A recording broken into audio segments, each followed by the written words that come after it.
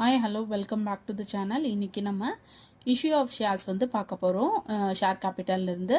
So இந்த issue of shares வந்து என்ன அப்படின்னு பார்த்தீங்கன்னா, ஷேர் அதாவது ஒரு கம்பெனி ஆரம்பிக்கும் போது பப்ளிக் கிட்ட இருந்தோ இல்லை ப்ரைவேட் இன்வெஸ்டர்கிட்ட இருந்தோ காசு வாங்கி மொத்தமாக சேர்த்து வச்சு நம்ம என்ன பண்ணுவோம், ஒரு கம்பெனியை ஸ்டார்ட் பண்ணுவோம், ரைட்?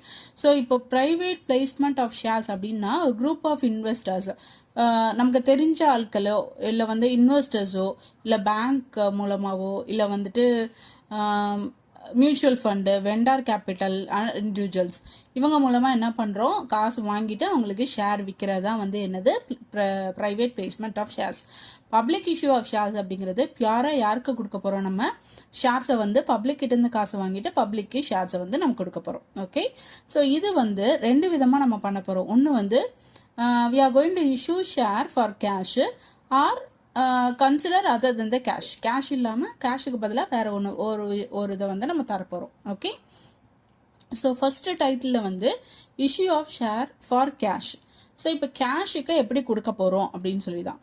இப்போ நம்ம எவ்வளோக்கு ஷேர் விற்க போகிறோமோ அதுக்கு பதிலாக என்ன வாங்கிக்க போகிறோம், செக்கோ இல்லை கேஷோ வந்து நம்ம ரிசீவ் பண்ணிக்க போகிறோம். ஓகே, ஸோ இதில் வந்து ரிசீவ் பண்ணும்போது நம்ம ரெண்டு டைப் இருக்குது. இதில் ஒன்று லம்சம் அண்ட் இன்ஸ்டால்மெண்ட் அப்படின்னு சொல்லுவோம். லம்சம் அப்படிங்கிறது ஒரே பேமெண்ட், இன்ஸ்டால்மெண்ட் அப்படிங்கிறது டிஃப்ரெண்ட் பேமெண்ட்.